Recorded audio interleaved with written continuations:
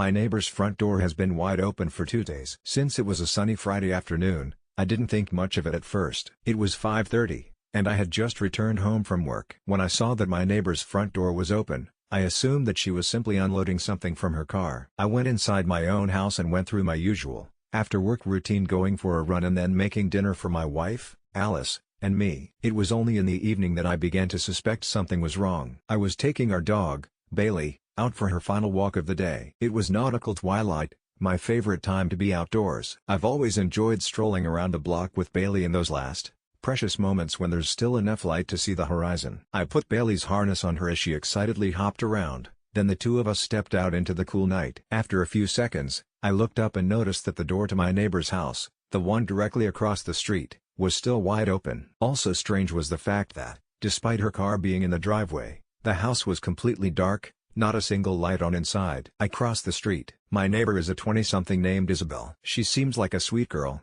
but we aren't exactly good friends. Sometimes I give her lemons from our tree in exchange for figs, and that's pretty much the extent of our relationship. Still, the sight of that open door made me uneasy. What if she had some kind of medical emergency and was currently unconscious or worse on the floor of her entryway? After a few steps up the driveway, the leash in my hand went taut. Looking down, I saw that Bailey had seated herself firmly on the ground, refusing to budge even as I called her name and tugged on the leash. Her ears were pricked up, her eyes fixed on the house like she was waiting for something. Though she wasn't growling, I was unnerved by her alert posture and her refusal to walk any closer to the door. I let my voice close the distance between us and my neighbor's threshold. "Isabel, it's Brian from across the street. Can you hear me?" For a moment, there was only silence. Then, just as I was about to drop Bailey's leash and walk up the steps to the house, there came a voice from the dark. "Hey, Brian," she said, before coughing once and then clearing her throat. "Sorry, I'm in the middle of dinner here." "What's up?" I breathed a sigh of relief. "Hey, sorry, I just saw that your front door was open. Wanted to make sure you knew." Strangely, there came another long pause. I knew she was inside the house now, and close enough to the door to hold a conversation with me, so what was the delay? "Isabel? Oh, you're so sweet to check in." "Yes, I know it's open. It's just been so hot today that I wanted to let the breeze in. I'll close it soon." "Of course. Have a good night." "Then you too." With that, I tugged Bailey back down the driveway, and the two of us completed our walk. I returned home, happy that my neighbor was alright, and went to sleep. Saturday was a much-needed lazy day. I woke up at 10, ate the breakfast that Alice made, then spent some time in the backyard with her and Bailey. It was an overcast day, and by 3 p.m. or so, a light rainfall forced us back inside. Alice took a call from her sister, who lives at the edge of our neighborhood, while I went to the living room to throw on some television. Except, before I could get comfortable, I looked out the front window and was surprised to see that Isabel's front door was open again. Open again? I wondered, or was it never shut? I got up close to the window and studied the house across the street. The rain was coming down harder by then, and the thick, gray clouds overhead made it seem like nighttime. Despite this, there wasn't a single light on inside of Isabel's house. It was so dark inside that the entrance to her house seemed less like a door and more like a black, painted rectangle on the exterior wall. I turned to look at Bailey, who was laying on a nearby couch, and saw that she was also looking out the window. Ears pressed against her head, she glanced at me briefly, then refocused her attention outside. I couldn't tell if she was simply people watching, or if, somehow, she too could sense something wrong. Just then, Alice walked into the living room. She was no longer on the phone, and she greeted me with a strange, almost nervous smile. "That was an odd conversation," she said, taking a seat next to Bailey. "Everything all right?" "I dunno. Clara saw a woman peeking into her house a few nights ago." "What? Creepy, right? And she's not the only one. Apparently there've been a few reports on her side of town, other people experiencing the same thing. Nothing stolen and no one hurt, at least that Clara knows of, but it's still pretty weird. Let's make sure we lock up extra well tonight." My thoughts drifted to my neighbor. I asked my wife what this woman looked like. Like I said, Isabel and I weren't close, but I knew she had recently gone through a difficult breakup with a long-term boyfriend. It was far-fetched to assume a connection between Isabel and the mystery woman, but who knew? Heartbreak makes people do crazy things. Maybe there was some link between the two. Alice hesitated for a minute. "Well," she eventually said, "you know Clara. She's got a real, superstitious way about her. She's always telling stories." "What does that mean?" "It means you've got to take this with a grain of salt." When Alice relayed Clara's description of the woman, I felt a chill run down my spine. Clara said that the woman was tall and gaunt, enough so that she originally mistook her for a man. She said that her skin looked too tight across her face, and that her eyes looked unnaturally deep-set,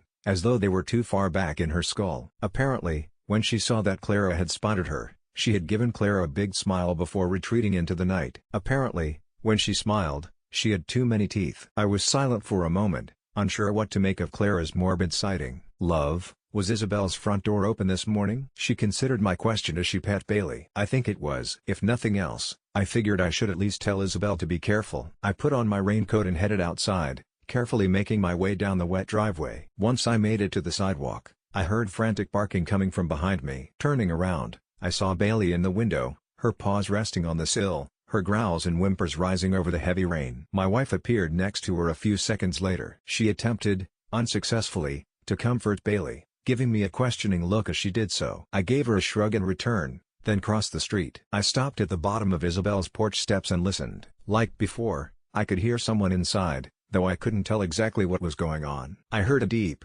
wet ripping sound, like something being torn. Also like before, I couldn't see a thing inside the house. A voice called out from the dark interior, "Brian?"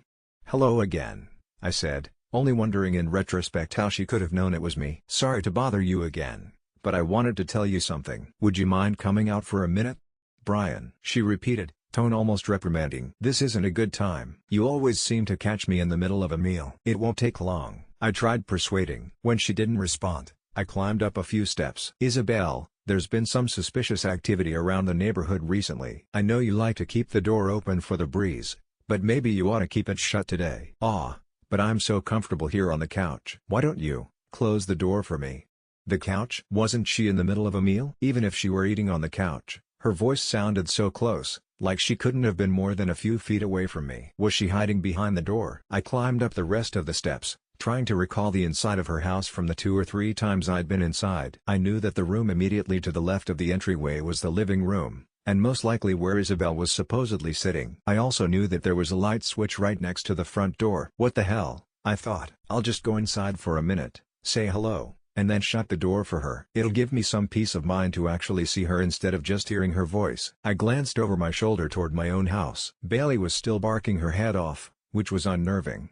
But the sight of Alice keeping an eye on me gave me some peace of mind. It was just a house, I told myself. Just a normal house with my own neighbor inside of it. Taking a deep breath, I stood at the threshold, shocked at how, despite my closeness, the inside of the house remained pitch black. I thrust a hand inside, and it disappeared like I dipped it into oil. As I groped around for the light switch, my fingers brushed against something solid. Something fleshy. I jerked my hand back, certain that I'd just touched a person. "Isabel?" I asked the darkness, and then, from inches away, came the sound of laughter. The laugh was deep, gravelly, and mocking, and it did not resemble my neighbor's voice in the slightest. Before I could react, I heard the quick, pitter-patter of footsteps against wood. It grew quieter and quieter, and I realized that it was the sound of someone running away from me. After a few seconds, I thought I heard a door open and shut in the distance. The back door, perhaps? Again, I stuck my arm inside, and this time, I was able to find the light switch. I turned on the light and was relieved when the interior of the house revealed itself to me. A normal entryway with a normal coat rack and a normal shoe rack. No eerie intruders in sight. However, the relief was short-lived,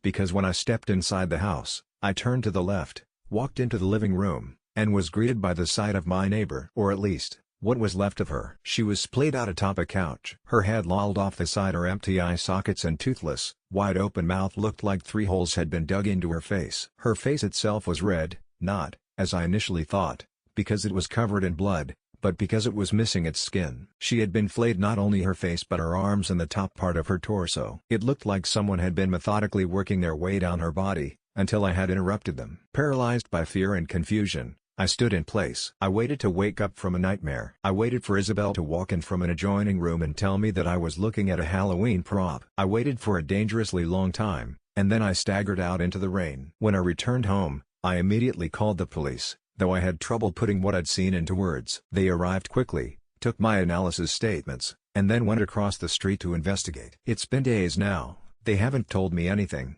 despite my repeated calls to the station. I can't get answers, can't sleep, can't eat. I just keep replaying the discovery over and over in my mind's eye: the voice, the feeling of brushing against a body in the dark, and of course, the sight of that poor girl's mangled corpse. I have too many questions to count, but 3 rise above the rest. Who the hell was I talking to? How did they sound so perfectly like my neighbor? And why is it that every night since I found the body, Bailey hasn't stopped sitting by the front door and growling?